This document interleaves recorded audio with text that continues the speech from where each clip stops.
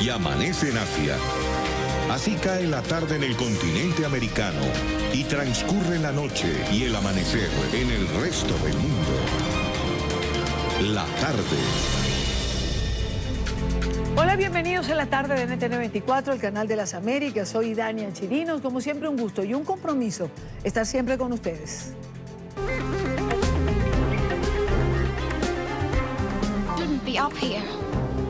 I should be back in school. And did not cover ballistic missiles. En el fortalecimiento del libre comercio, en el manejo de las migraciones, tenemos que unirnos para diseñar y fortalecer las respuestas multilaterales. No debemos permitir que las fuerzas destructivas del socialismo y del comunismo repitan los horrores del último siglo. La seguridad de Arabia Saudita será garantizada con el cese de la agresión en Yemen y no con invitaciones a extranjeros. Comenzamos en Nueva York, donde se desarrolla el foro más importante del planeta para muchos, la Asamblea General de Naciones Unidas. Y es precisamente allí donde hoy el presidente de Colombia, Iván Duque, denuncia al régimen de Nicolás Maduro como protector de terroristas. Desde el atril de oradores, el mandatario colombiano dijo que Maduro sirve a los cárteles de la droga y da refugio a grupos criminales colombianos como las disidencias de la FARC y la guerrilla del ELN. Señoras y señores, es el momento de llamar las cosas por su nombre. La dictadura venezolana es un eslabón más de la cadena del terrorismo transnacional. Sus estructuras corruptas son servidoras de los carteles de la droga. Sus alfiles son secuaces de la mafia y alimentan la violencia en Colombia. Refugian asesinos y violadores de niños y quieren ignorar por completo cualquier norma. Por supuesto, quienes pretenden ignorar todos estos hechos terminan convertidos en cómplices de la dictadura. Por su parte, el canciller de Nicolás Maduro, Jorge Arreaza, respondió. Dijo que lo expuesto por el presidente Iván Duque es parte de un falso positivo con intención de agredir a Venezuela. Osama Bin Laden y está en Venezuela. Dicen que está Hamas, que es un grupo palestino que es legal en su país. Y bueno, luego la narcoguerrilla, narco esto, narco lo otro, para provocar lo que hicieron en Ecuador. ¿Ustedes se acuerdan de Ecuador en 2009? Bombardearon territorio ecuatoriano. Eso no va a ocurrir en Venezuela, porque nosotros primero trataremos de impedirlo por la vía multilateral y por la vía del entendimiento. Pero si se les ocurriera, nosotros tendríamos que responder y no queremos que eso pase. ¿Y estarían en 8 minutos en Bogotá? Nosotros, como legítima defensa, que es uno de los principios, tendríamos que defender nuestro territorio. Ojalá no se les ocurra, ojalá respeten a Venezuela y ojalá respeten la paz en ambos países. El día de ayer fueron el presidente de Argentina, Mauricio Macri, el presidente de Brasil, Jair Bolsonaro, y el presidente de los Estados Unidos, Donald Trump, quienes se refirieron en sus alocuciones a Venezuela y al régimen de Nicolás Maduro. Ahora bien, si alguien conoce la Organización de Naciones Unidas por dentro, es nuestro próximo invitado. Hoy nos acompaña Diego Arria, recordemos que fue presidente del Consejo de Seguridad de Naciones Unidas. Como siempre, bienvenido. Gracias, embajador, por acompañarnos. Muchas gracias, Dania. Vayamos de lo general a lo concreto. Durante 48 horas hemos escuchado a algunos de los líderes del mundo hacer referencia a Venezuela en este foro internacional. De entrada, ¿eso qué significa para usted? Te voy a decir una cosa. Yo nunca he visto una denuncia más contundente, más firme, más documentada que la que hizo el presidente Duque hoy, al igual que la que hizo el canciller Holmes Trujillo en el Grupo de Lima ayer y ante el grupo de los países signatarios del TIAR. Realmente me sentí súper gran colombiano. Nunca he visto nada semejante en las Naciones Unidas y como dijo el presidente Duque, las cosas hay que amarlas por su nombre y él las especificó. Yo creo que eso puso el tono de lo que está aconteciendo en una asamblea donde el señor Maduro ni siquiera se atrevió a venir y donde el orador por Venezuela, ese señor que acabas de entrevistar, lo van a poner para el último día. El señor Maduro se fue para Rusia. El hecho de que, bueno, lo ponen el último día por, a ver, vamos, o no vamos por orden alfabética. No, lo pusieron al final, como le corresponde. Eso, dentro de lo que se mueve en la Organización de Naciones Unidas, ¿qué significado tiene, embajador Arria? Bueno, algunos piensan que estos discursos no tienen mayor importancia, que son simples discursos. Yo creo que en esta oportunidad es un poco más allá.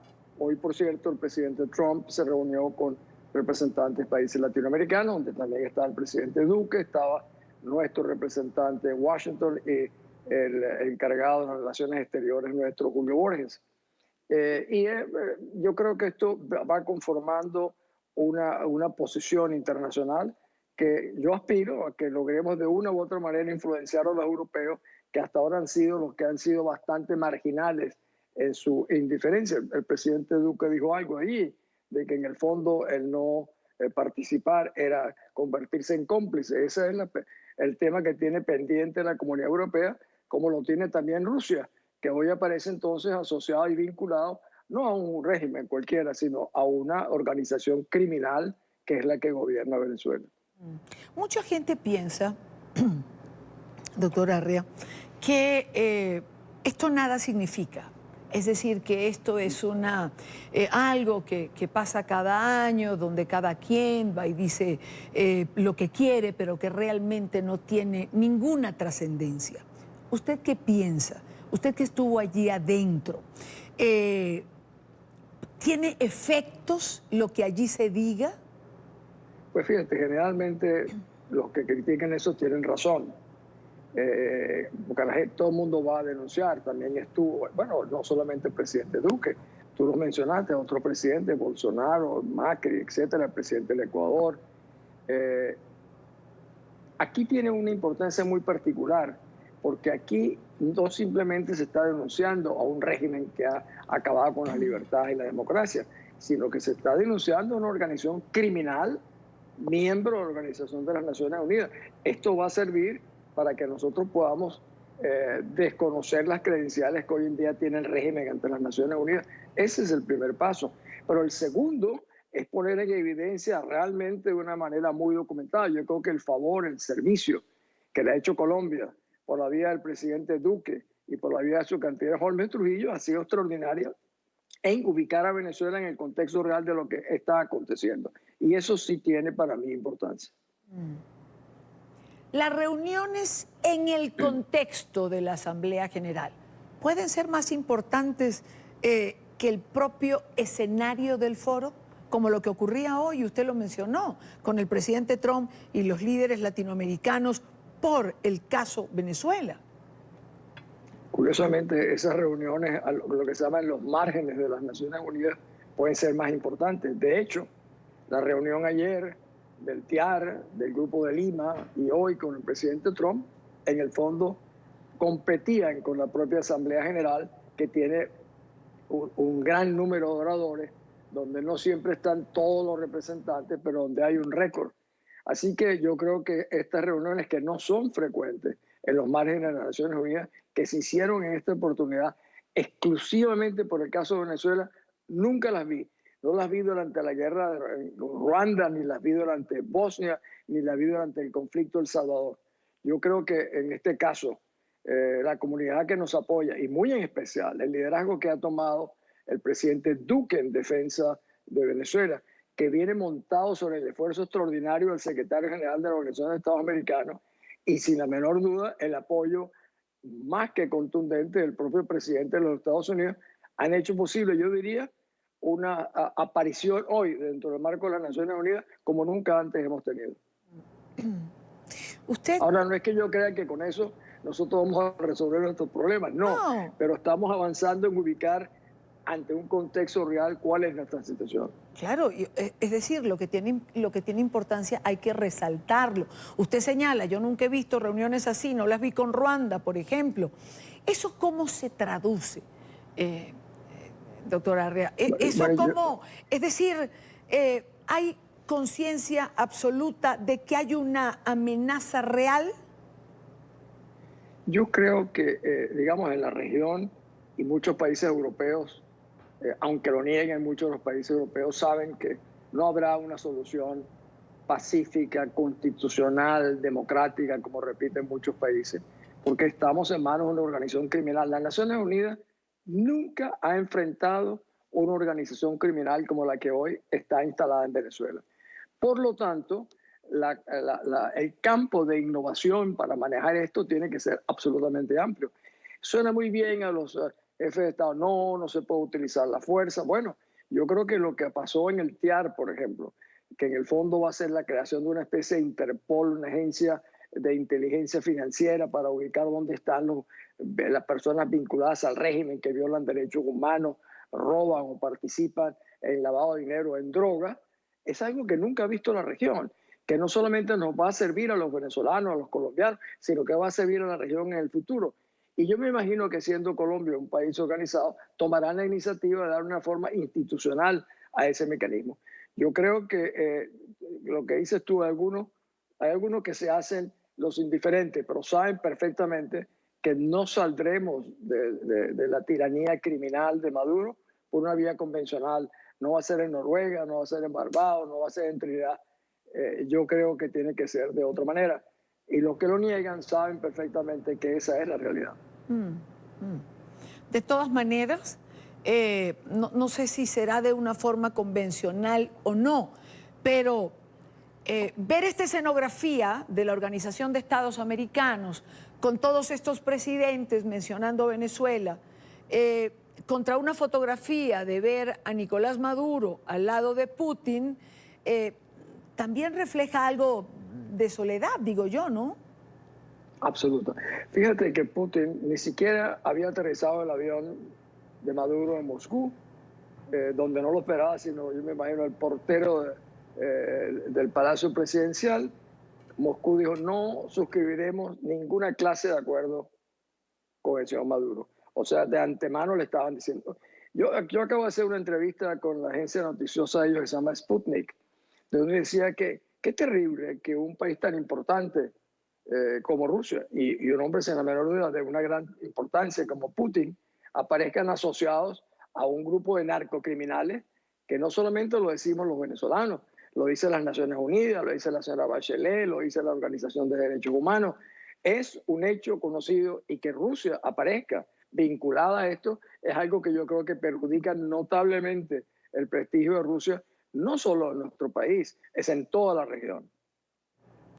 Ahora, doctora Arrea, antes de despedirlo, no solamente es el... No tienes que despedirme. Bueno, se puede quedar conmigo el programa. No es solamente la denuncia del presidente Duque hoy o las menciones que hicieran los presidentes que ya nombramos, como Bolsonaro, Macri, el presidente Trump. No solamente eso, no solamente la reunión que se diera hoy de Donald Trump con líderes latinoamericanos, fue también la reunión del órgano consultivo del TIAR, fue también la reunión del Grupo de Lima.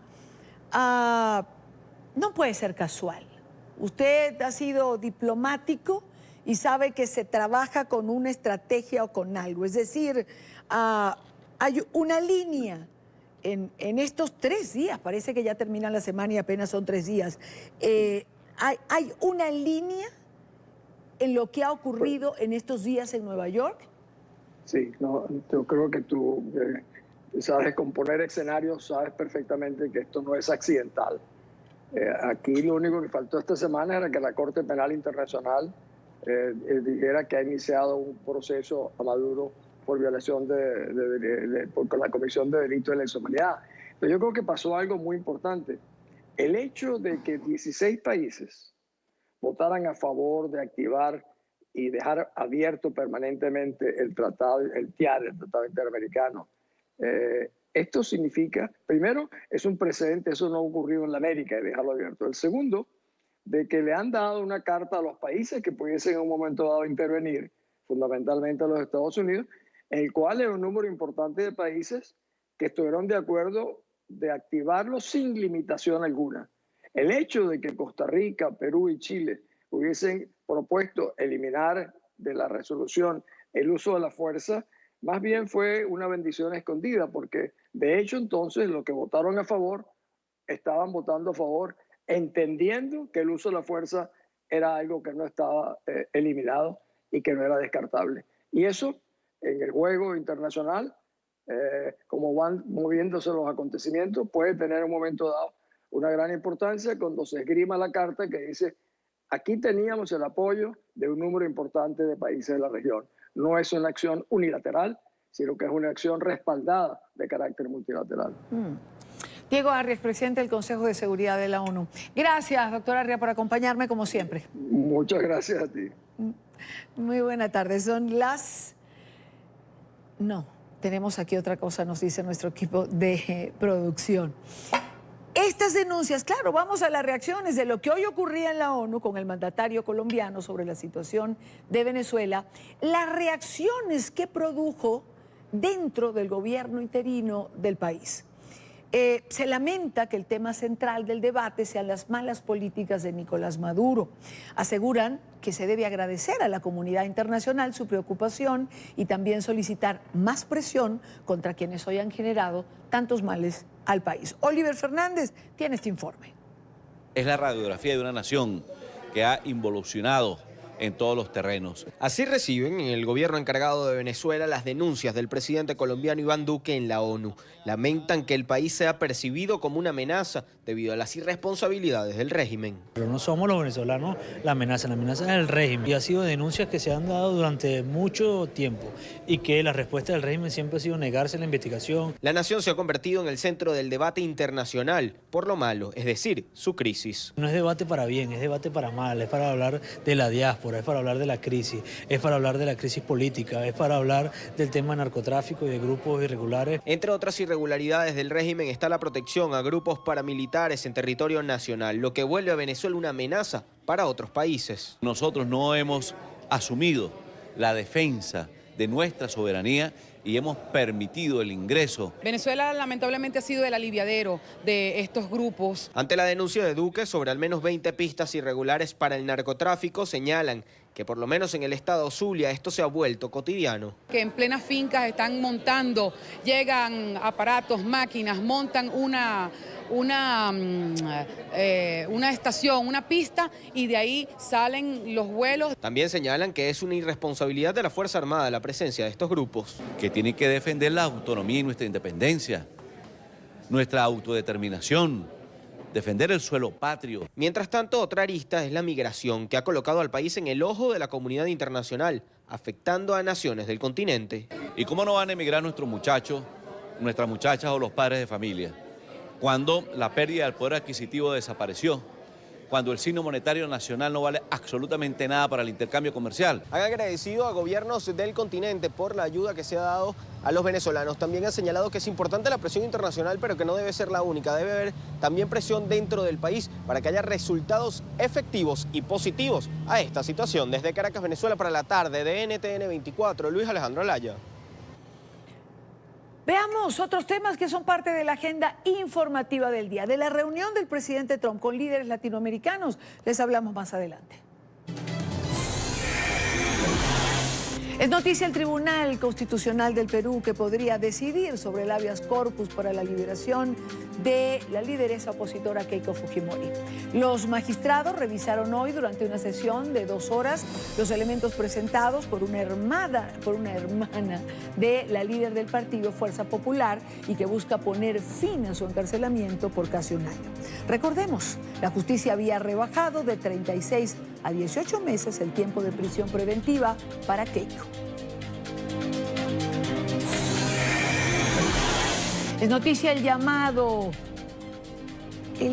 hecho por la Unidad Especial de Investigación y Litigación del caso Ayotzinapa en México al exgobernador de Guerrero, Ángel Aguirre Rivero, en una nueva investigación por la desaparición de los 43 normalistas el 26 de septiembre de 2014. La unidad especial también citó a Iñaki Blanco, quien se desempeñaba como procurador del Estado, y a Leonardo Vázquez Pérez, exsecretario de Seguridad Pública de Guerrero. A un día de que se conmemore el 5º aniversario de su desaparición, la Fiscalía General de México comenzó a buscar los restos de los estudiantes en un basurero municipal a media hora de Iguala.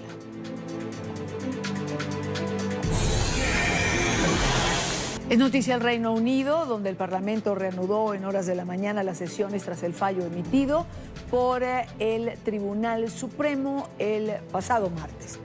El máximo poder judicial británico consideró nula e ilegal la suspensión decretada por el primer ministro Boris Johnson. El inicio de las actividades estuvieron marcadas por el tema que ocupa la atención de la esfera política en Europa, el Brexit. Legisladores de la oposición afirmaron que el mejor camino para la nación es la renuncia del líder conservador y el llamado a nuevas elecciones. Nuestra prioridad es simplemente evitar una salida sin acuerdo de la Unión Europea el 31 de octubre. Lo hemos dejado claro desde el principio. Por eso hemos apoyado la legislación interpartidista para obligar al gobierno a aplicarla en la Unión Europea. Y es muy detallada, incluso establece en términos la carta que el primer ministro debe enviar a la Unión Europea. En ese momento sería apropiado mover un voto de censura para obligar al primer ministro a dimitir ya y celebrar elecciones generales. Continuamos con más en la tarde de hoy. El presidente Donald Trump se reunió con el presidente ucraniano Volodymyr Zelensky en la ciudad de Nueva York.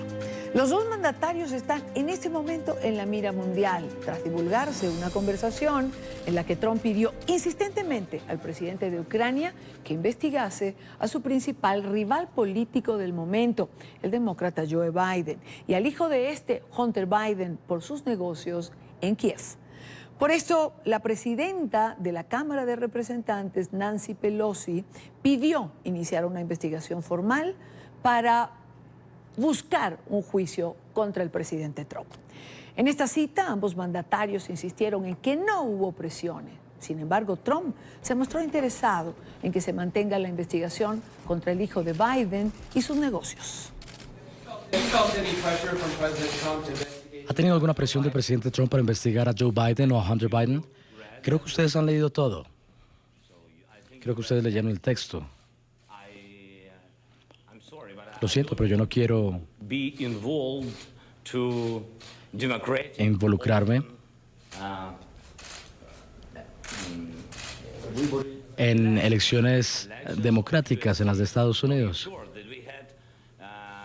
Nosotros tuvimos, creo yo, una buena llamada. Fue normal, hablamos sobre muchas cosas.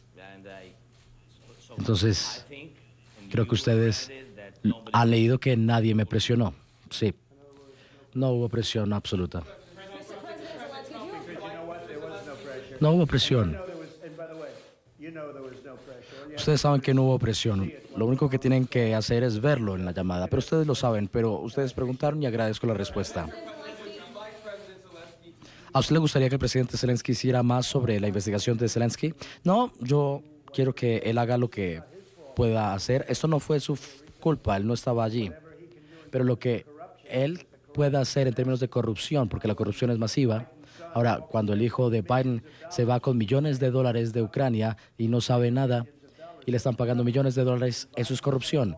Cuando el hijo de Biden sale de China con miles de millones de dólares, los mayores fondos que sacaron de China, y está allí para una reunión rápida a bordo del Air Force 2, creo que eso es algo horrible.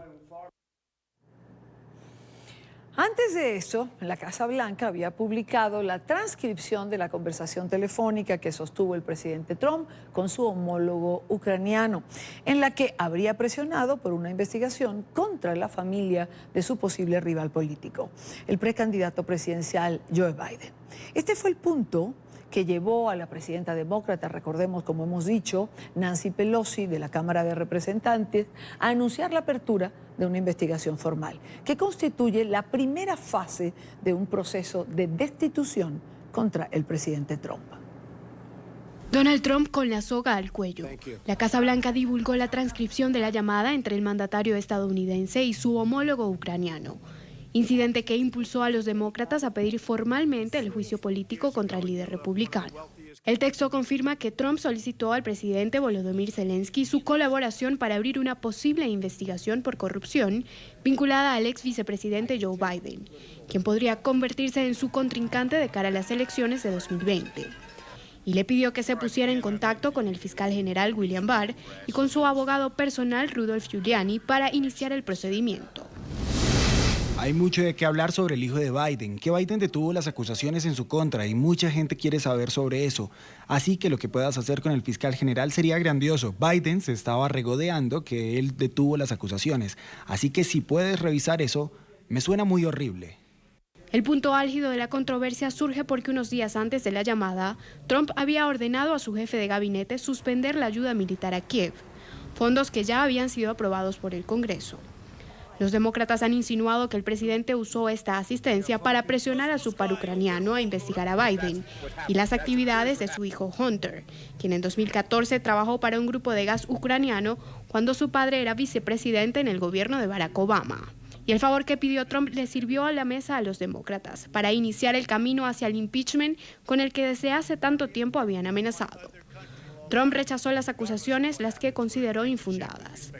Es la mayor cacería de brujas en la historia de Estados Unidos. Es una cosa desgraciada. La carta fue una gran carta, me refiero a la carta que refiere la llamada. Esto se hizo por mi insistencia y otra gente que la leyó. Era una carta amigable, no hubo presión. Los principales líderes del Partido Republicano insistieron en que la movida demócrata es un truco político. Han estado investigando a este presidente antes de que fuera elegido. Han votado 3 veces sobre el juicio político en este piso. Nuestro trabajo es centrarnos en el pueblo estadounidense. Nuestro trabajo es legislar, no continuar investigando algo en la parte de atrás cuando no se puede encontrar ninguna razón para impugnar a este presidente. Y aunque la conversación que se registró el pasado 25 de julio no demuestra explícitamente un intercambio de bienes por servicios entre ambos líderes, sí deja en evidencia una petición directa para investigar a un rival político, lo que según los expertos puede ser considerado traición por parte del presidente estadounidense. Ahora bien, cuando son las 5:38 minutos, hora costa este en los Estados Unidos, ¿de qué se trata este juicio político o impeachment, como se dice? Es una herramienta de uso excepcional para remover a un presidente estadounidense de su cargo. El proceso, que consta de 2 pasos, comienza cuando un legislador considera al presidente culpable de una traición, de corrupción u otro delito mayor, de acuerdo con la Constitución de los Estados Unidos. El voto inicial tiene lugar en la Cámara de Representantes y necesita una mayoría simple para continuar. Si se abre un juicio político, el caso se traslada al Senado para el proceso de impeachment. De los 100 miembros de la Cámara Alta, 2/3 deben estar de acuerdo para alcanzar una condena. Si eso sucede, el presidente es automáticamente removido de su cargo sin posibilidad de apelación. Aunque ningún presidente estadounidense ha sido expulsado en un proceso de destitución, 2 fueron acusados por la Cámara de Representantes y luego absueltos en el Senado. Andrew Johnson en 1868 y Bill Clinton en 1998. Nixon renunció en el 74 para evitar un juicio político por el escándalo de Watergate. Cualquier funcionario federal bajo sospecha de haber cometido un delito mayor puede ser sometido a un juicio político.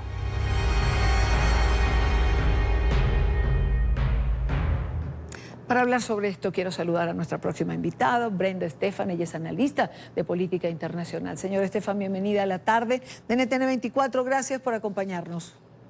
Un gusto estar con ustedes. Igual para nosotros tenerla. ¿Puede ser efectivo este mecanismo, dado que nunca se ha destituido un presidente a través de él en los Estados Unidos? Me parece que sí, es un camino legal, digamos, abierto, establecido en la Constitución, que permite, dada la circunstancia, destituir un presidente. Desde luego que esto no es peccata minuta, no se trata de algo menor, se trata de algo que muy pocas veces se da, no solamente en la historia de Estados Unidos, sino en la historia de cualquier país primero, porque habría que probar este crimen o este delito mayor cometido por parte del presidente. Y segundo, porque se trata finalmente de un juicio político.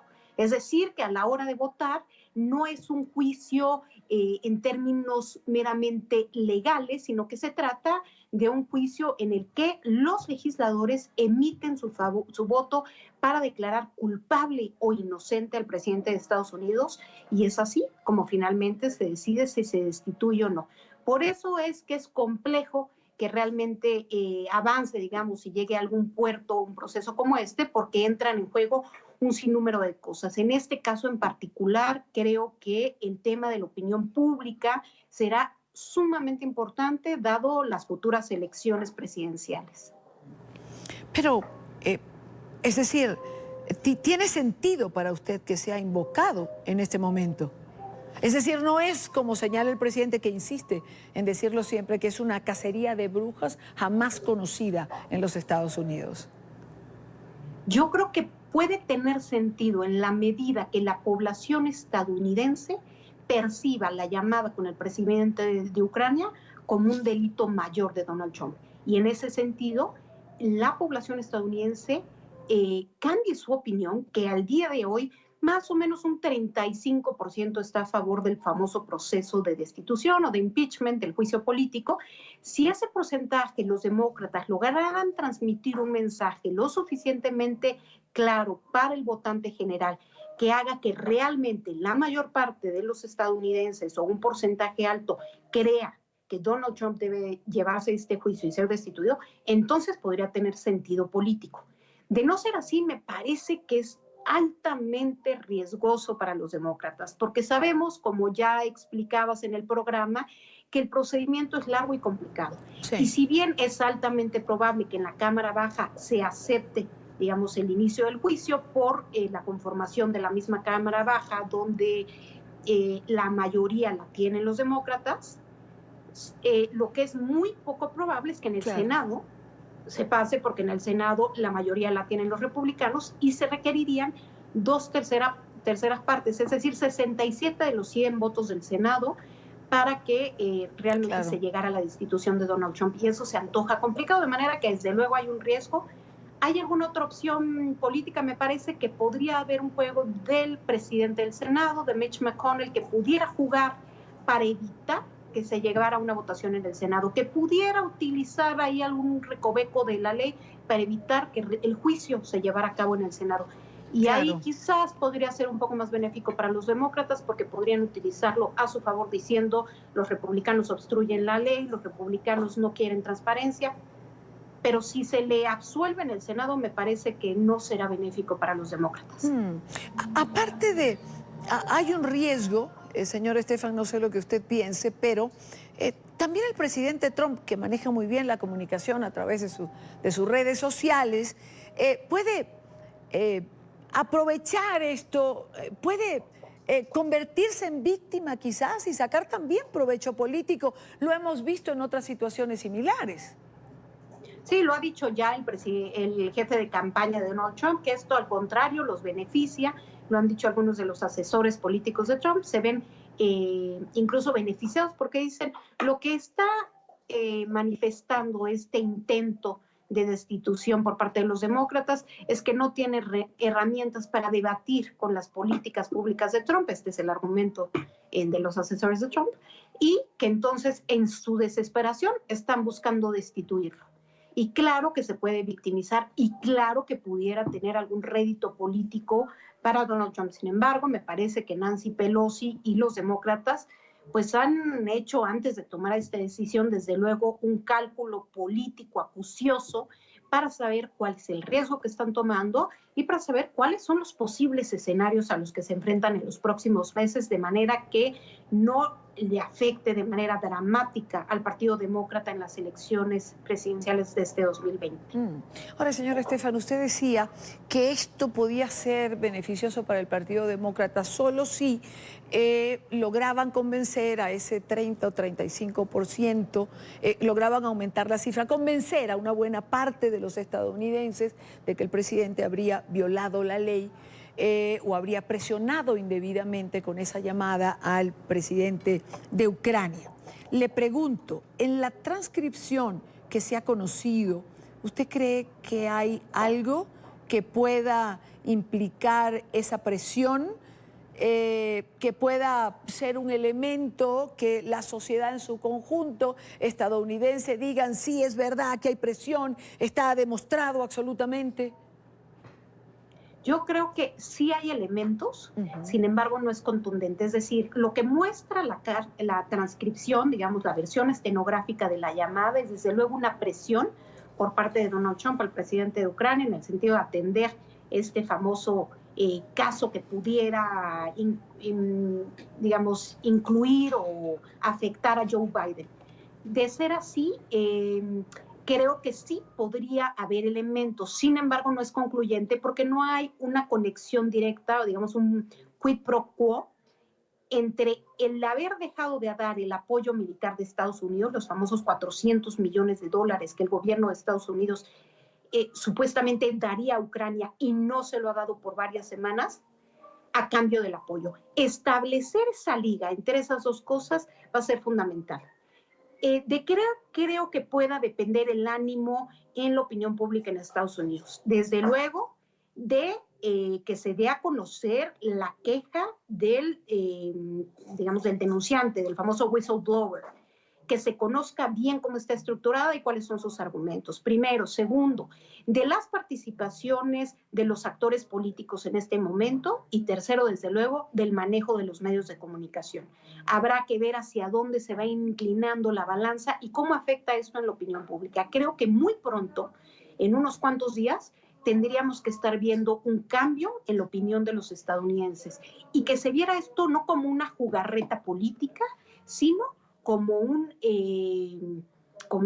claro, digamos, crimen mayor o delito mayor por parte de Donald Trump. Si se llega a ese escenario, entonces podría ser benéfico para los demócratas. Claro, que fuese como una clara violación. Ahora, señor Estefan, le pido que se quede un minuto con nosotros porque justo una de nuestras periodistas en Estados Unidos hace un informe sobre 2 recientes encuestas que revelan que la mayoría de los estadounidenses no está de acuerdo con un proceso de juicio político contra el presidente Trump. Analistas consideran que para los estadounidenses es más importante que el Congreso avance en una agenda legislativa y no en una investigación contra el mandatario. Quiero pedirle este informe a nuestra periodista Paola Serna en Miami. Le pido que esté con nosotros porque la quiero comentar posterior a que termine esta nota. Paola. Hola, ¿qué tal? Muy buenas tardes. Pues bien, 2 encuestas que han sido recientemente publicadas, la de Político y la de Quinnipiac, dan como resultado que para la mayoría de los votantes, es decir, las personas registradas en Estados Unidos para votar, pues estarían en contra de que se lleve a cabo este proceso de destitución del presidente Donald Trump. La encuesta de Político fue realizada hasta el fin de semana y dio como resultado que un 49% de los registrados para votar no quieren que se inicie este juicio político contra un 36% que consideran importante que se realice. En cuanto a las de la Universidad de Quinnipiac, un 57% están en contra que se lleve a cabo el juicio político, en contra de un 37% que se encuentran a favor de que se realice dicho enjuiciamiento. Los expertos consideran que muchos de los votantes de alguna manera están cansados porque desde hace mucho tiempo se está manejando la posibilidad de un juicio en contra del presidente Donald Trump, antes por Rusia, ahora por el tema de Ucrania, y puede ser esta la razón por la cual prefieren que el Congreso en este momento se enfoque en cosas más importantes para ellos. Como hemos visto durante todo el año, lo de la destitución del presidente por el tema de Rusia es algo que, digamos, se ha saturado y ha cansado ya al pueblo americano. Yo creo que el eco que hacen esas encuestas es el sentimiento del norteamericano y del votante, que ya no tiene tanto interés en ver una destitución del presidente, pero más que los candidatos se enfoquen en lo que son las elecciones presidenciales y también en las políticas públicas. Yo creo que eso está demostrando que el Partido Demócrata, aunque yo sí creo que es importante hacer investigaciones cuando hay dudas en algo, en cualquier líder político, también es importante concentrar y escuchar al pueblo americano y ver si realmente es el camino correcto lo que quiere el pueblo americano, o enfocarse realmente en legislar, que es lo que deben de hacer. Yo considero que sí, que se lo deben hacer. ¿Por qué crees que es Bueno, porque él es el primero que está violando todas las leyes, como dicen en la televisión, y eso no está permitido a ningún ciudadano. No, porque yo soy de Trump 100%. Ajá, ¿y qué opina usted? Que no le hagan ningún juicio a Trump. Trump es lo mejor que hay. ¿No cree que deben hacerle un juicio? No, señora, hay que hacérselo a los demócratas, todos son una pila fresca. Ya era tiempo que alguien haga valer la ley en este país, y lo que hizo está muy mal. Los expertos consideran que la atención de los estadounidenses, incluyendo por supuesto las personas que se encuentran registradas para votar en las próximas elecciones del 2020, están centradas en lo que ocurra en las próximas horas e incluso en los próximos días en cuanto a el presidente ucraniano y el presidente Donald Trump. También si es que salen nuevas pruebas o nuevos argumentos de la conversación telefónica que tuvieron previamente, y esto por supuesto pudiera cambiar pues la inclinación de la aceptación o no de los votantes estadounidenses sobre este proceso que se sigue en contra del presidente Donald Trump. Desde Miami informó Paola Serna para NTN 24. Gracias, Paola. Gracias por la información. Regreso con nuestra invitada, Brenda Estefan. Señores, Estefan, 49% por un lado no estaría de acuerdo, 51% por el otro lado no estaría de acuerdo. Si vamos a los testimonios de la gente que presentó nuestra corresponsal, yo le diría o le preguntaría, ¿temas como estos no contribuyen a polarizar más las sociedades? Sin duda creo que esto va a polarizar, y más de cara a las elecciones de 2020. Sin embargo, creo que no hay nada escrito en piedra, es decir, coincido en que al día de hoy las encuestas dan un porcentaje mayoritario en contra del proceso de destitución, pero sucedía lo mismo en el caso de Nixon, cuando el Watergate.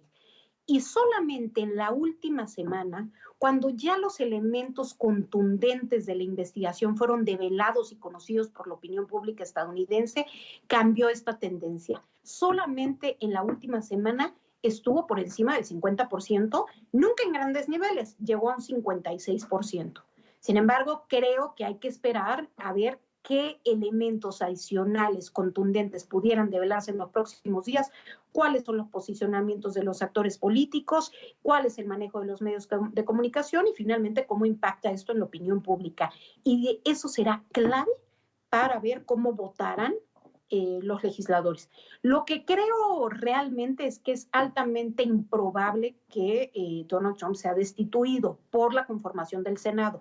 Claro. Lo que está ahorita más a discusión es qué tanto beneficia o afecta a demócratas y republicanos el arrancar este proceso. Señor Estefan, le agradezco muchísimo que estuviese con nosotros en NTN 24. Un gusto estar con ustedes en la tarde. Buenas tardes. Igual para usted. Muchísimas gracias. Brenda Estefan, analista política internacional. Son las 5:53 minutos en la costa de este tiempo de una nueva pausa en la tarde de hoy. Al regreso, retomamos el tema de Naciones Unidas con la reunión que se produjo entre el presidente Trump y líderes latinoamericanos. ¿Qué pasó allí? Hacemos un recuento, un resumen de lo que se planteó y quienes hablaron, pero podremos conversar, por una parte, con el embajador Carlos Vecchio, el embajador del gobierno interino en los Estados Unidos, y por otra parte con Carlos Luna, internacionalista. Ya regresamos. Continuamos con más en la tarde de hoy. En esta parte del programa hablamos de la reunión que se produjo en la ciudad de Nueva York. Por primera vez, el presidente de los Estados Unidos, Donald Trump, estuvo en una misma sala con varios mandatarios de América Latina para evaluar las alternativas frente a la crisis en Venezuela. Durante el encuentro, Trump acusó a Maduro de vender su país a la dictadura de Cuba. Trump dijo además que el futuro del hemisferio occidental será escrito por patriotas que aman la libertad y no por socialistas ni tiranos. La noticia con nuestro periodista en Nueva York, Alejandro Rincón. Alejandro, bienvenido. Buena tarde.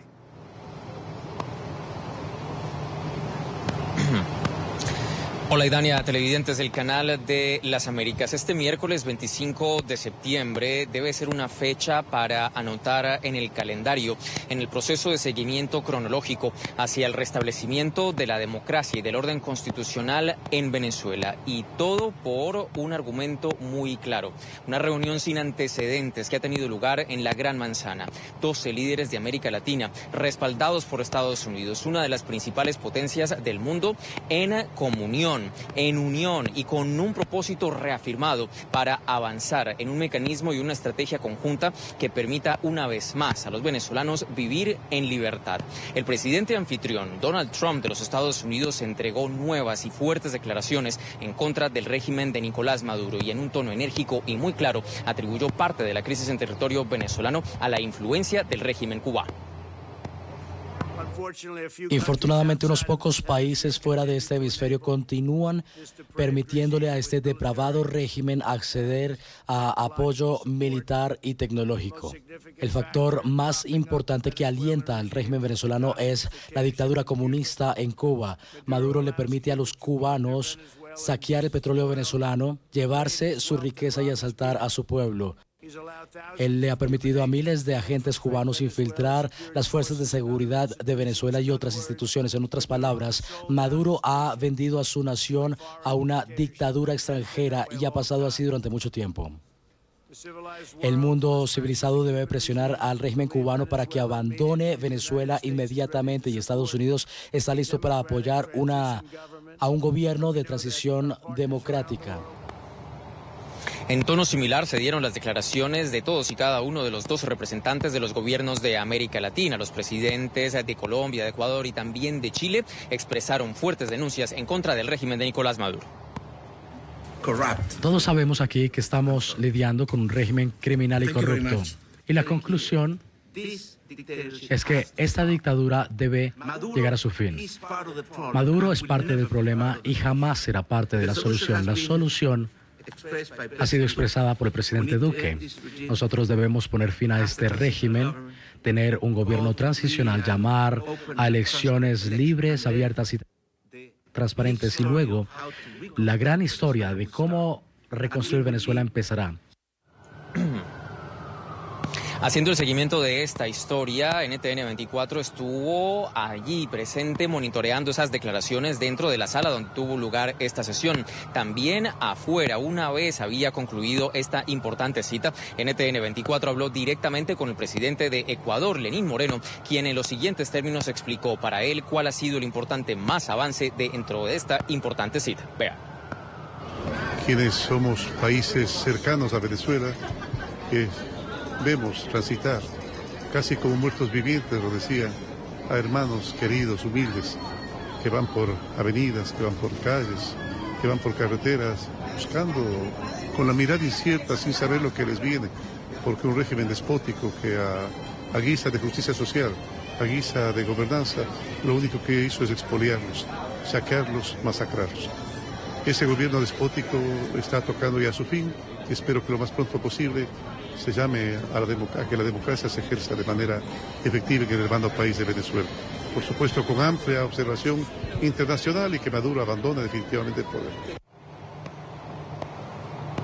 Justo a la luz de las declaraciones que ustedes acaban de ver, el argumento claro que queda por el momento es la determinación de los gobiernos de América Latina y el respaldo de los Estados Unidos para avanzar en el proceso que restablezca la democracia en territorio venezolano. Está por verse finalmente qué estrategias adicionales toman los gobiernos de la región, algo que empezará a suceder dentro de 2 meses. Fuentes aseguran a NTN 24 que justo es aproximadamente en este lapso cuando habrá una sesión de seguimiento al encuentro que ha tenido lugar en la ciudad de Nueva York. Y allí, pues, una vez tenga lugar esta reunión de avance, pues conoceremos más de qué le harán los gobiernos de la región para ayudar a los venezolanos a restablecer la democracia en su país. Es todo lo que tenemos para ustedes en directo desde la sede general de Naciones Unidas. Idache continúa más con La Tarde. Gracias, Alejandro. Gracias por la información. Y en esta parte del programa nos acompaña el embajador del gobierno interino de Venezuela en Estados Unidos, Carlos Vecchio. Embajador, gracias por atendernos en medio de tantas reuniones y encuentros. ¿Cómo valora esta reunión? Gracias, Idania, por esta oportunidad. Yo te puedo decir, Idania, que esto es un paso muy importante que hemos dado el día de hoy. En el marco de la Asamblea General, que se haya dado esta reunión con el presidente Trump y varios líderes de Latinoamérica, donde estuvieron presentes 16 países de la región, marca la importancia de la crisis de Venezuela, marca el compromiso que tiene toda la región y en este caso la administración Trump de buscar un cambio político en Venezuela lo antes posible y por supuesto reafirma el compromiso con el gobierno que nosotros representamos, con el liderazgo de Juan Guaidó y sobre todo la urgencia de buscar la salida a la crisis de Venezuela. Si tuviera que rescatar algo en particular, algo en concreto de este encuentro de hoy, ¿qué sería? Primero te diría, Idania, que este compromiso que se ha asumido allí también eleva el tono de la discusión en este momento. Si vimos los discursos tanto del presidente Trump, el presidente Duque, el presidente Piñera, destacan algo muy relevante en este momento, que Nicolás Maduro y su régimen se han convertido en una amenaza para la región. Es un régimen que está vinculado con grupos terroristas, que está vinculado con el narcotráfico, que está vinculado con abuso de los derechos humanos, con transacciones ilícitas que tienen que ver con el oro y que lo convierten claramente en una organización criminal y en una amenaza para toda la región. Y ese aspecto, Idania, yo lo resalto, porque todos los presidentes que dieron los discursos y con quienes hemos podido conversar, este tema ya cobra otra relevancia y ha sido una forma de elevar el discurso en este escenario internacional. Así que hoy Maduro se convierte en una amenaza para la región y en una necesidad para la región de buscar ese cambio que nosotros estamos aspirando.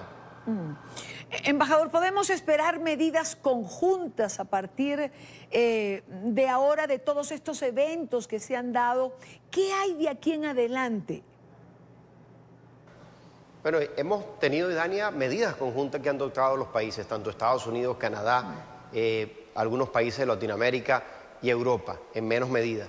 Pero creo que de aquí en adelante, con esta amenaza que hoy representa Nicolás Maduro, sin duda que vamos a ver medidas mucho más fuertes para elevar la presión y buscar la salida del régimen y recuperar nuestra democracia. En particular, Idania, te destaco la aprobación o activación del Tratado de Asistencia Recíproca, TIAR, donde allí los países se comprometen a perseguir, investigar, extraditar a todos los funcionarios del régimen que estén vinculados con actividades terroristas, de narcotráfico, de lavado de dinero, y ese conjunto de acciones vas a ver que se van a ir implementando en las próximas semanas. Lo que te destaco es que hay el compromiso de los países de asumir mayor presión y mayor acciones que nos lleven a nosotros a derrotar a la dictadura y lograr la estabilidad política en la región y, por supuesto, recuperar la democracia en Venezuela para poder parar el sufrimiento de los venezolanos.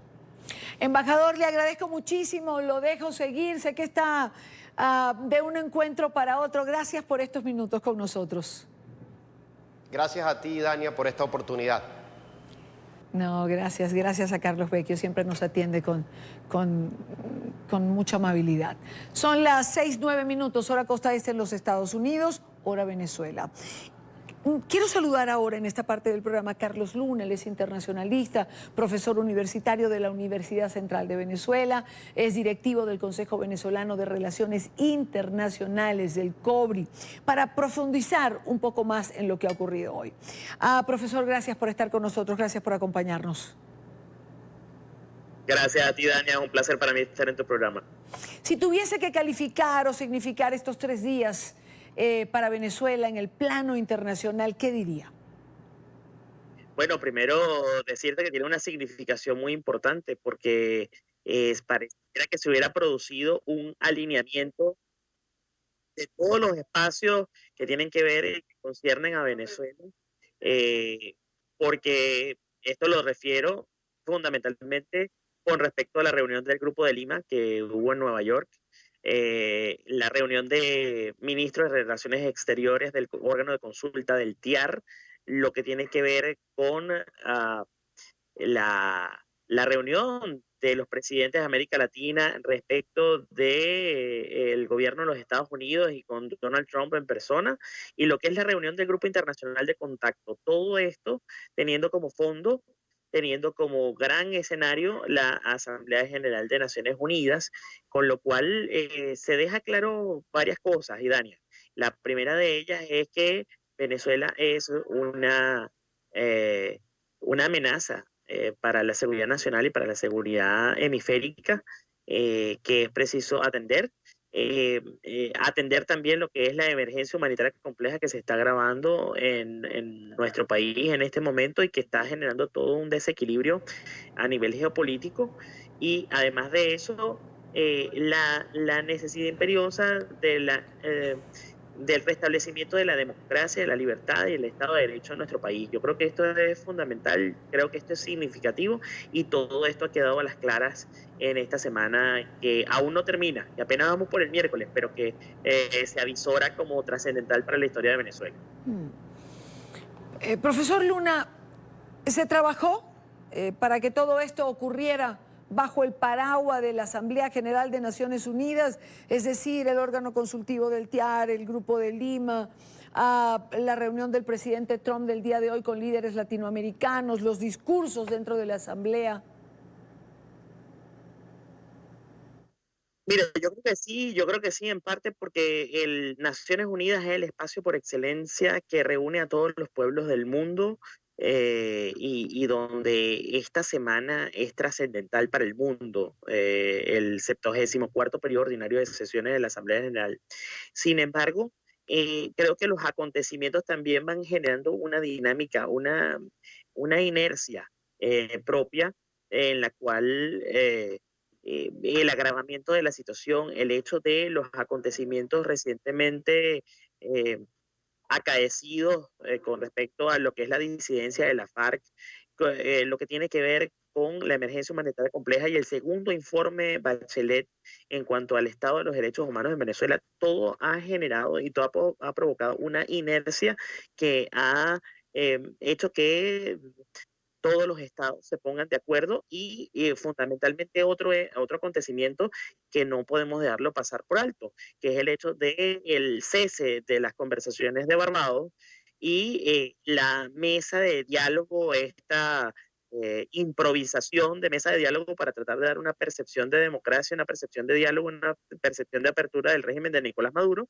con lo cual creo que los estados se aceleraron en sus objetivos nacionales para tratar de buscar una solución pronta a la crisis en Venezuela. Ya que menciona lo que es la mesa de Barbados y lo que fueron todos estos intentos de diálogo, no puedo obviar preguntarle, ante toda esta reacción internacional, ¿dónde queda ese acercamiento del régimen con sectores minoritarios de la oposición venezolana? Mira, ¿dónde queda? Queda en, vamos a decirlo, queda en el ostracismo, queda en un punto bien bajo, en un punto bien lejano de la agenda, porque yo voy a tratar de citar lo más textual posible la declaración del Grupo de Contacto Internacional. La declaración del Grupo de Contacto Internacional decía, entre otras cosas, que solamente una negociación y un diálogo en Venezuela sería reivindicado bajo el mecanismo de Oslo, en primer lugar. En segundo lugar, bajo una participación representativa y verdaderamente plural de todos los involucrados en Venezuela, y ese organismo fundamentalmente es la Asamblea Nacional. Y no tendrá validez y no tendrá verdadera representatividad y legitimidad si no se toma en cuenta a la Asamblea Nacional, a sus diputados y principalmente a su presidente Juan Guaidó. El encuentro de hoy con el presidente Donald Trump es una manera de decir que Venezuela sigue siendo importante para los Estados Unidos. Mira, sin lugar a dudas, esto es un nuevo espaldarazo a lo que tiene que ver con el rol estratégico, geopolítico y geoestratégico de Venezuela como factor que genera equilibrio en la región. No solamente por su potencial petrolero, no solamente por su posición geográfica, sino porque estamos hablando de un tema que es sumamente delicado y que lo escuchábamos en las palabras del presidente Duque en el día de hoy, que es primero la invocación de la resolución 1373 del Consejo de Seguridad de la Organización de Naciones Unidas. Eso también quedó reflejado en el Tratado Interamericano de Asistencia Recíproca en su órgano de consulta, que es el hecho de que Venezuela pareciera que se está convirtiendo en un producto de un gobierno forajido, de un régimen forajido y un régimen criminal, está debilitando las instituciones del Estado venezolano, convirtiéndolo en un Estado fallido. Si esto se llegara a reproducir en el marco de la emergencia humanitaria compleja, que ha hecho que prácticamente 4.8 millones de venezolanos salgan de Venezuela, entonces estamos hablando de que para el año 2020 podríamos estar en una crisis de carácter general, de carácter hemisférico, que obviamente va a desestabilizar no solamente a los Estados Unidos, sino a todos los países de la región. ¿Cómo luce Maduro? Le hacía esa pregunta a Diego Arria en la primera parte del programa. ¿Cómo luce Maduro ausente de este foro en este momento? Mira, Maduro se ve primero aislado, y Maduro se ve, aparte de todo, con un margen de maniobra mucho más bajo, con un margen de maniobra cada vez más bajo. Es como que, no sé si recuerdan los televidentes y recuerdas tú los cómics de la década pasada, y con esto estoy dejando a las claras mi edad, que los cómics que eran una persona que estaba en el medio, el personaje del cómic, y se le venían cerrando las paredes. Bueno, precisamente eso es lo que le está pasando a Nicolás Maduro. Su margen de maniobra está cada vez más pequeño. Creo que trató de buscar ayuda en la Federación Rusa, pero te voy a rememorar lo que fue la crisis de los misiles cubanos de 1962. Al final de cuentas, las grandes potencias se sientan y se entienden entre ellas, producto de su interés en términos de poder, y siempre dejan a los países más pequeños a su suerte, y mucho peor a los líderes personalistas a su suerte, producto de que no están alineados con esos intereses. Es decir, lo que estoy queriendo representarte, Dania, es que en cualquier momento, porque en las relaciones internacionales no hay amigos, sino hay intereses, pudiera haber una conversación, un acercamiento entre Rusia y los Estados Unidos, sí, dejando por fuera también a Nicolás Maduro. Quiero agradecer a Carlos Luna, internacionalista, directivo del Consejo Venezolano de Relaciones Internacionales, el COBRI. Gracias por estos minutos. Muchas gracias por la oportunidad, un abrazo fuerte a la distancia, y sobre todo estoy a la orden para cualquier otra ocasión. Muchísimas gracias. 6:18 minutos en Venezuela. Nueva denuncia de uso de la justicia con fines políticos. En una audiencia ante la Comisión Interamericana de Derechos Humanos en Washington, la ONG Acceso a la Justicia documentó que el Tribunal Supremo de Justicia de Venezuela ha emitido al menos 105 sentencias contra diputados de la Asamblea Nacional por delitos que no existieron. La representación de la organización, o la representante Laura Loza, asegura que en esa sentencias en plural, hubo ausencia de comisión de verdaderos delitos y de pruebas, juicios que adolecen del debido proceso. Y agrega que existen fundamentos jurídicos que se repiten en todos los casos sin base legal válida. En Venezuela se considera, el gobierno considera que lo que diga la CIDH o cualquier organismo internacional no tiene validez. Eso lo ha dicho en sus sentencias el propio Tribunal Supremo de Justicia, a pesar de que la Constitución dice exactamente lo contrario y que Venezuela ha sido parte de esos tratados. Es cierto también que se ha ido retirando. Entonces, lo que le pedimos a la CIDH que trabaje conjuntamente con la Alta Comisionada de Derechos Humanos, porque lo que sí decía siempre Venezuela era que la ONU sí era el órgano válido, no el sistema interamericano, que estaba de alguna manera políticamente intervenido por la oposición. Entonces, si le hacen caso a la ONU, supuestamente, lo que hemos visto que tampoco es verdad, pues que trabajen con ella, y además que trabajen con la Corte Penal Internacional, donde hay una averiguación abierta. A esta audiencia asistió Beatriz Borges, directora ejecutiva del Centro de Justicia y Paz, y está con nosotros en este momento. Señora Borges, gracias por acompañarnos. Hola, feliz tardes a todos y a todas. Igualmente para usted. ¿Podemos hablar de un patrón de actuación dentro de la justicia venezolana? ¿Fue eso lo que se intentó o se demostró hoy en estas audiencias? Así es, el día de hoy se celebraron, o dentro del marco de la celebración del periodo 173 de las audiencias de la Comisión Interamericana, se realizaron 2 audiencias sobre la situación de derechos humanos en Venezuela, y una de ellas fue relativa a la persecución política, donde varias organizaciones de la sociedad civil venezolana expusimos la relación de persecución política con la violación agravada de los derechos humanos. En el caso de CEPAS, nosotros planteamos y venimos documentando desde 2014 patrones de persecución política, es decir, no son casos aislados, son actuaciones del gobierno con una política de Estado de perseguir y anular a la disidencia, que se aplica a líderes políticos, pero también se aplica a defensores, a estudiantes, a líderes gremiales, a cualquier persona que disienta o ejerza sus derechos en Venezuela. Y en ese sentido, esas políticas de persecución en el tiempo se han ido agravando, configurándose en concomitantes con diferentes acciones que han pasado desde detenciones arbitrarias, aperturas de procedimientos legales con desapariciones forzadas, torturas, hasta muerte en custodias, como el caso de Fernando Albán o el capitán Acosta Arévalo. Y estos patrones de persecución son aplicados de forma sistemática a la población disidente en Venezuela. Y específicamente, como lo planteaba, el sistema de justicia ha sido uno de los poderes, uno de los brazos ejecutores de esos patrones de persecución mediante un sofisticado ensamblaje de anulación a toda la disidencia, utilizando los organismos del Estado para efectuar estos patrones. Y parte de lo que quisimos también asentar en esta audiencia tuvo que ver con el alarma que se produce sobre la persecución al último bastión de la democracia y la institucionalidad en Venezuela, como lo es la Asamblea Nacional. ¿Cuál fue la reacción a estos planteamientos?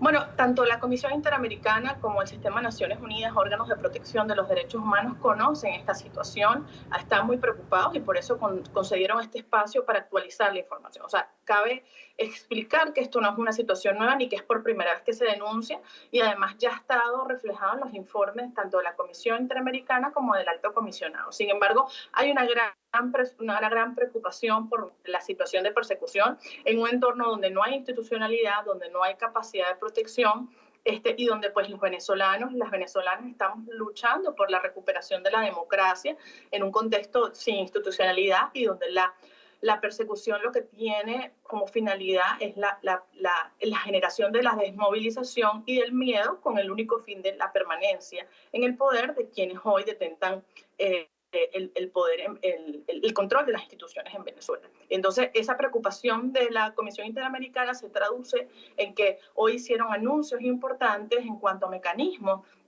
que se están generando desde la Comisión Interamericana para proteger no solamente el tema de persecución, sino el tema general de derechos humanos en Venezuela. Uno de los anuncios que se hizo tuvo que ver con la generación de un mecanismo especial de seguimiento, como el que tú has realizado con Nicaragua, que se llama MESEVE, que habla de poder darle seguimiento y monitoreo cercano a la situación de Venezuela, y también se realizó el anuncio de la posibilidad o de la acción de la Comisión Interamericana a hacer informes especiales, uno relativo a la situación de derechos humanos de Venezuela y otro relativo a la situación de la crisis de movilidad humana. Pues quiero agradecer a Beatriz Borges, directora ejecutiva del Centro de Justicia y Paz, por estar con nosotros en la tarde de hoy y compartir esta síntesis de lo que ocurría en estas audiencias en la capital de los Estados Unidos, en Washington. Muy buena tarde para usted. Gracias, feliz tarde. Igualmente, gracias por acompañarnos. Son las 6:25 hora costa este en los Estados Unidos. En la primera parte del programa compartimos las denuncias del presidente Duque en relación a la presencia del terrorismo internacional en Venezuela. A propósito del tema, diputados a la Asamblea Nacional y representantes de la organización Fundaredes aseguran desde Caracas que la guerrilla colombiana habría penetrado en más de 300 colegios en todo el país. Señalan que al menos 20.000 niños han sido reclutados por estos grupos irregulares. Este es un informe de Oliver Fernández.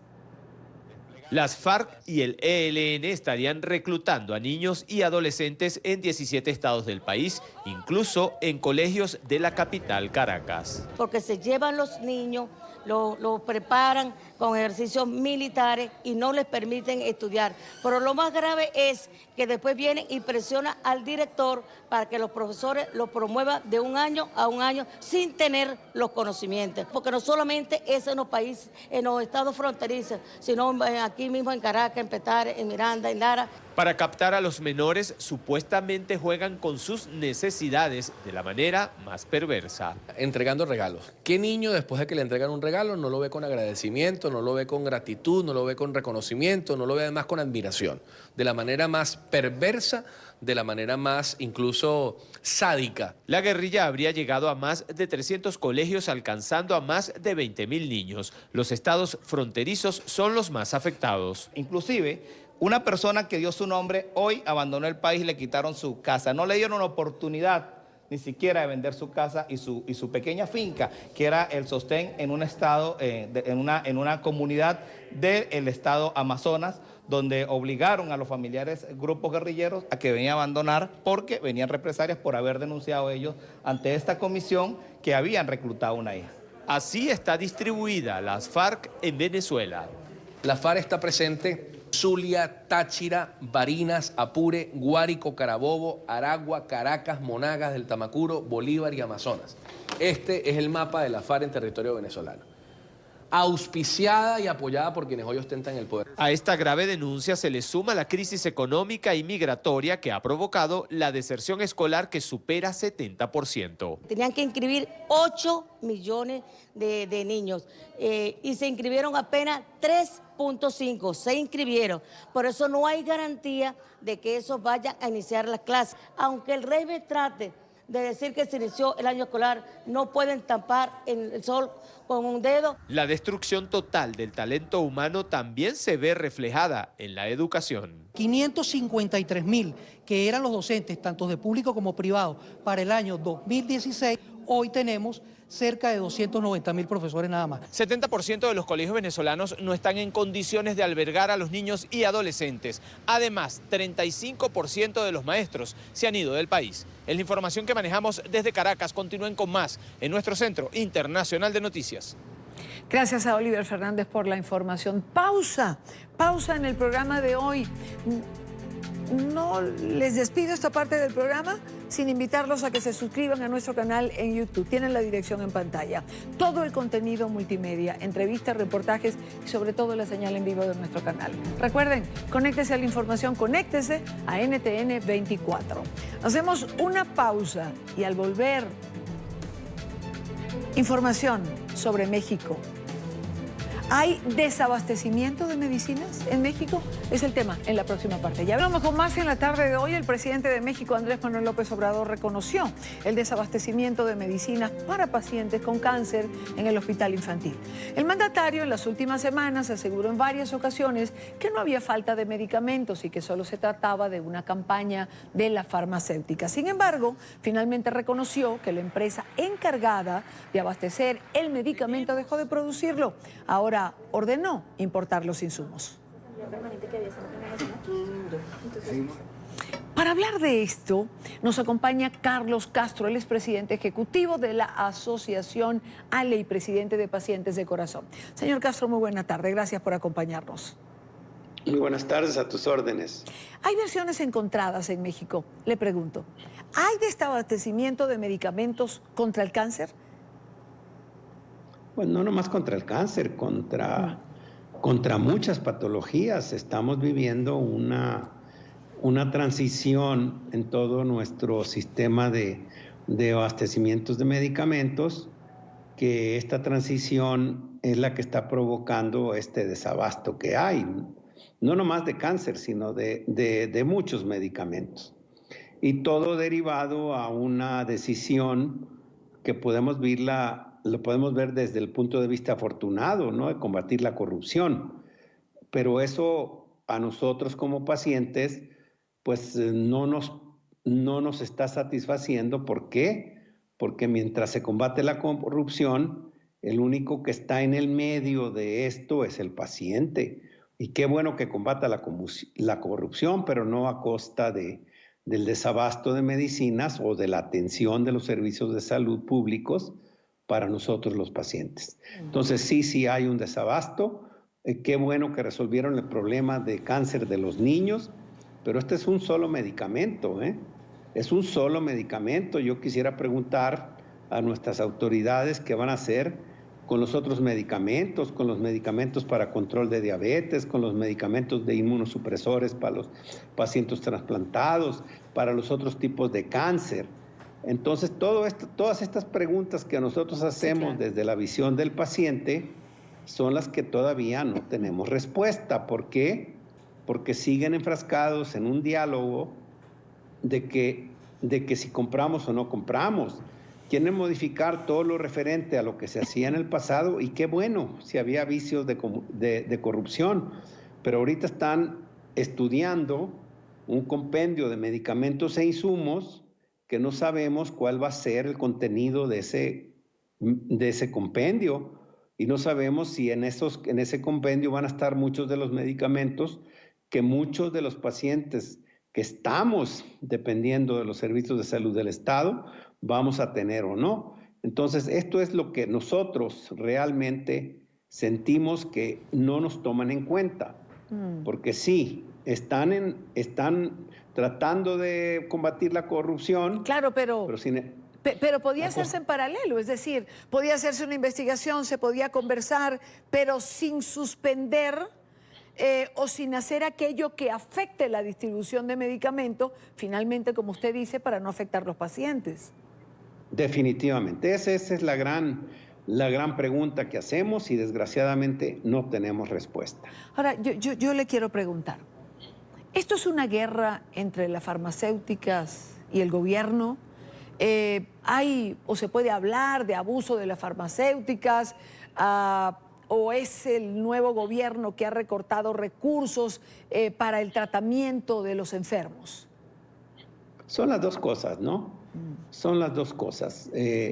Definitivamente el señor presidente de la República prometió que él iba a aumentar en un 1% del PIB el gasto en salud. Quiere decir esto que iba a invertir 200,000 millones de pesos adicionales de lo que se invertía en el pasado. Y sin embargo, es totalmente contrario, porque no solamente no hubo aumento, sino que hubo recortes. Entonces, aquí ya estamos con una primera promesa incumplida. ¿Por qué? Porque no se aumentó el presupuesto en salud, sino que hubo recortes en salud. Y lo que es más triste, hubo un subejercicio en el 2019 de los recursos que se aportaban a los servicios de salud. En cuanto a la guerra entre las farmacéuticas y el gobierno, pues eso no me compete a mí juzgar. ¿Por qué? Porque simple y sencillamente es algo que se tiene que aceptar. Hay un proveedor y hay un comprador. El proveedor es el que nos da a nosotros como pacientes los medicamentos que necesitamos. Y el comprador es el gobierno. Esa es una negociación que tienen que llevar, tienen que llevar a cabo. Si hubo corrupción en el pasado, soy el primero que va a apoyar todas las medidas por todos los abusos que hubo. Claro. Pero si no los hubo, que en esta guerra o en esta lucha de vencidas, como dijo el presidente, pues se están llevando entre la cola a nosotros, los pacientes. Exacto, señor Castro, pero fíjese, hemos visto imágenes, por ejemplo, de niños que suplican al presidente que designe recursos para salvar sus vidas. Usted lo refiere, los pacientes en el centro, que son los más importantes. Y ya hay mucha gente preguntándose, ¿eso no es una prioridad para las autoridades? La salud. No es prioritario, no es. A pesar de que por primera vez recibimos esperanzas de que la salud iba a ser prioritario en este nuevo gobierno, pues las acciones nos están demostrando de que no es prioritario, no está siendo prioritario. ¿Por qué? Porque simple y sencillamente el número uno es el presupuesto, no solamente no se aumentó, sino que bajó. Número dos, quieren modificar todas las reglas de operación en cuanto al abasto de medicamentos, y esto está en un proceso lento, en el que el único que sufre es el paciente. El tercer punto, el regulador sanitario, que es el que autoriza la calidad y la eficacia de los medicamentos, pues ha tomado la decisión de congelar todo mientras se estudia lo que sucede. ¿Y quién es el que sufre? El desabasto de los medicamentos. Número 4, se va a reformar todo lo referente a la financiación que tenía el Seguro Popular para la población abierta, para la que no es derechohabiente de los servicios de seguridad social, y van a crear un Instituto Nacional de Salud para el Bienestar. Claro. Pero entonces todo esto quiere decir que mientras se discute en el Congreso las reformas a la Ley General de Salud, pues no tenemos Seguro Popular y por lo tanto la población abierta, que entre paréntesis es la más vulnerable, es la más pobre, es la más necesitada, claro. Pues es la que más está sufriendo las indefiniciones, las omisiones y la falta de decisión. Claro. ¿Por qué? Porque todo esto lo pudieron haber hecho de una manera gradual, de una manera transitoria gradual. Claro. Pero no, cortan y ahí veremos. Claro. Entonces, esto es lo que no se vale. Se podía haber hecho, pero teniendo al paciente en el centro. Señor Castro, gracias por acompañarnos en NTN 24. Muchísimas gracias por esta conversación y sigo a sus órdenes. Y gracias a ustedes por estar en la tarde de hoy y por acompañarnos siempre en el programa. Gracias por estar allí. Acompáñennos además en nuestras plataformas, se los digo siempre, en nuestras plataformas digitales donde podemos encontrarnos. Twitter, Instagram, nuestro canal en YouTube y nuestra página web para estar siempre enterado. Mañana a la misma hora para compartir, debatir, analizar la agenda informativa del día. Muy buena tarde.